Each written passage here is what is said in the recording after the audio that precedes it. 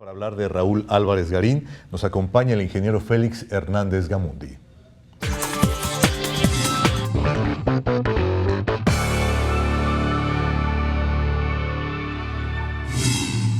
Ingeniero, buenas noches. Muy buenas noches, Eduardo. ¿Qué tal? ¿Cómo está? Muchas gracias. Buenas noches, gracias por invitarme. Encantados, ingeniero Hernández.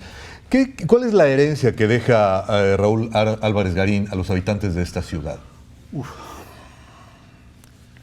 Es una herencia muy grande, muy compleja. Raúl Álvarez fue, como dicen ustedes en esta extraordinaria reseña, fue un hombre de lucha toda su vida.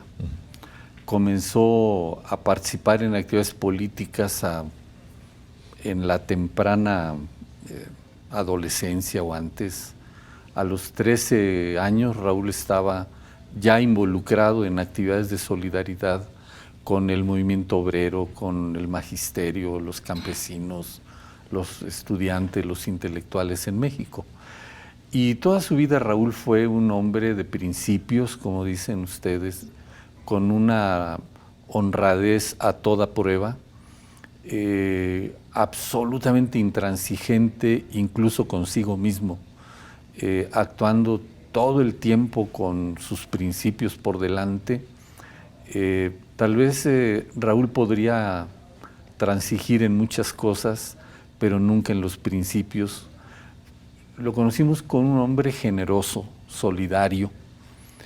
Yo he dicho que Raúl fue un hombre culto. Me cuesta trabajo todavía hablar en pasado, sí, pero Raúl fue un hombre extraordinariamente culto, estudioso, un teórico político, comunista, marxista, leninista, que se dedicó toda su vida a estudiar los problemas de las luchas sociales, del movimiento obrero, y a tratar de construir un nuevo país, a construir caminos para la libertad, para la democracia, en solidaridad con todo mundo, con todo México, pero también un hombre con una actividad internacionalista muy importante en la solidaridad, sobre todo con pueblos de América Latina, aunque no solamente.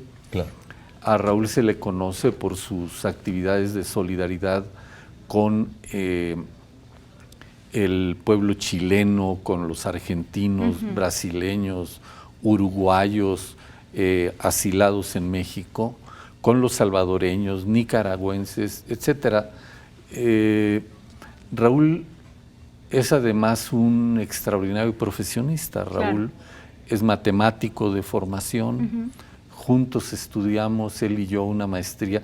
Él estudió en el Politécnico, en la Escuela de Físico-Matemáticas, la carrera de Matemáticas. Yo en el ESIME, y juntos estudiamos una maestría de Estadística Matemática en la Universidad Nacional Autónoma de México. Y él dedicó una gran parte de su vida profesional a estudiar los problemas del sector energético de México. Lo que conocía con muchísima profundidad. Claro.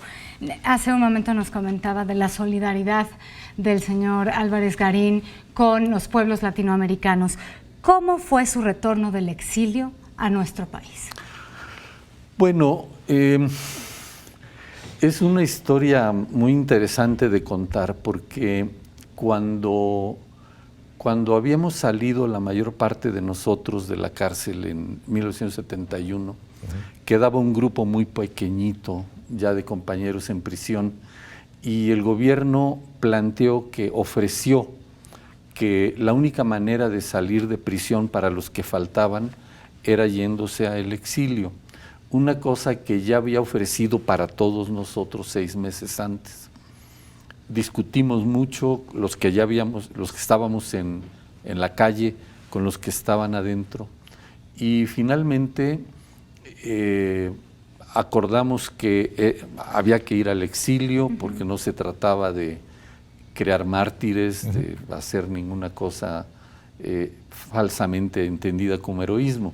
Claro. Y entonces Raúl, junto con un grupo de compañeros, se fueron al exilio, primero en una escala en Perú, unas 2 semanas, y después a Chile. Así es. Estando en Chile, había en México un movimiento constante demandando el regreso de nuestros compañeros exiliados. Y en un momento de esos que siempre tienen los políticos priistas en México, siempre han tenido, Moya Palencia, que era el secretario de Gobernación, dijo, pues están en Chile porque quieren, en México no hay desterrados. Ajá. Hablamos inmediatamente con Raúl y 2 días después se juntó el dinero de solidaridad de mucha gente y 2 días después ellos estaban de regreso aquí en el aeropuerto de la ciudad. La llegada de ellos fue una situación apoteósica, Sí. con decenas de miles de jóvenes estudiantes de todos lados, de la UNAM, del Politécnico, de las normales, Chapingo, etcétera, colmando el aeropuerto. Mira. Porque ya que ellos estaban aquí, resulta de que no tenían permiso para regresar, según el gobierno. Y nosotros dijimos, espérense tantito, ellos están aquí porque ustedes dicen que en México no hay desterrados. Entonces, bueno, la presencia de decenas de miles y la presión de todo mundo hizo que el gobierno, ni modo, tuviera que doblar las manos. Sí. Finalmente descendieron del avión y hubo una manifestación enorme de ahí a Ciudad Universitaria, donde todo el grupo fue recibido en el auditorio de la Facultad de Filosofía. Aquello fue un momento de mucha alegría, de gran algarabía, que dio pie para que se manifestara la solidaridad de los jóvenes de México. Muy interesante, es un panorama en aquel entonces en Chile pinochetista, en México echeverrista. Cuando sí, todavía no, era antes del golpe militar. Por supuesto, esto era el Chile de Salvador Allende. Claro, toda la razón. De otra manera no habrían podido llegar a Chile. Cierto.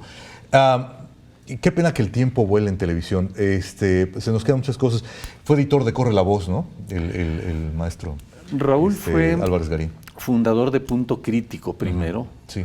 Y después fundador de Corre la Voz. Punto Crítico fue un semanario, una revista mensual de análisis político que se produjo durante 2 décadas.